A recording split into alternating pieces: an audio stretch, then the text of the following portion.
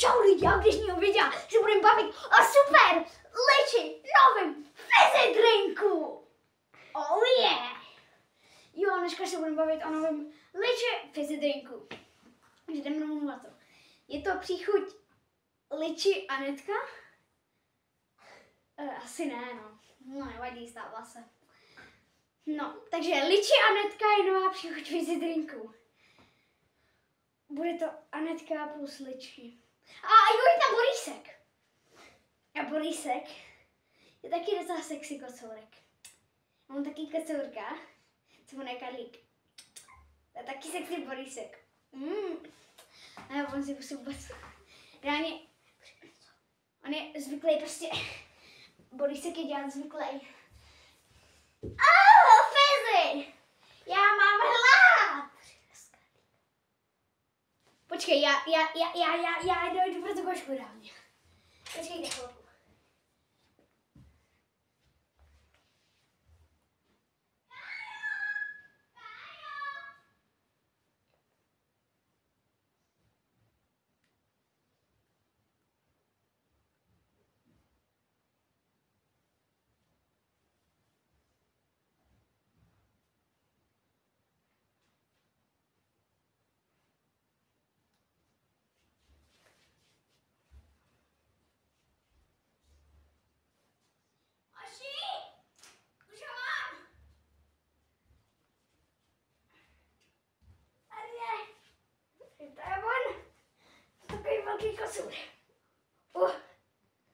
Je těžký, až já se na sebe musím dát ten kryt. Jo. To bylo řádné. Takže jdem rovnou na to. Takže takhle vypadá moje kočka. Takže je v tom hodně cukru, příchuť. Anetka 2,0,1 litru. Borísek 25 litrů. Pak tam máme to, že je to podle mě odkopírovaný od nějakého anglického youtubera. Protože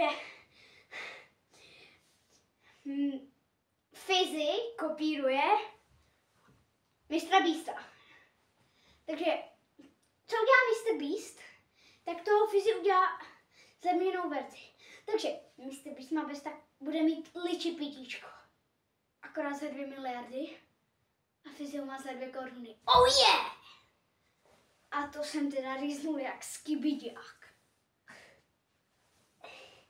Takže mezi tím, co Anetka bude říkat, prosím tě, skibidáčko Fizzy, prosím nezakládej liči Anetka pitíčko. Teď je to strašná skibidárna. A Fizzy, Anetko, dovol mi tě, abych tě rýznul. Ty bludišťáku.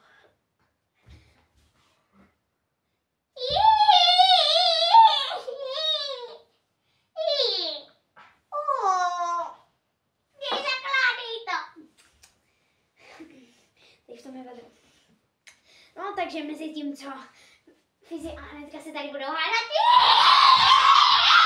Nezakládejte ty čuráku! To jsem neřekl vůbec. Proč se na tohle koukají děti? Řekněte jim, že to je youtuberské povolání, dělat prostý slova. Akorát, že vůbec. Takže je to... mají mango? Asi jo. Mají mango pitíčko. Mají. Takže za chvilku bude Borísek mango. Polož to mango! Toto je pro moji zimní kapitolu. Ne, asi kámo. Pro ty, co ví. Takže tady to je asi pro dnešní video všechno, vy škybiďáci. A pokud mi nedáte odběr a like, tak vás rýznu, vy škybiďáci. Takže čau!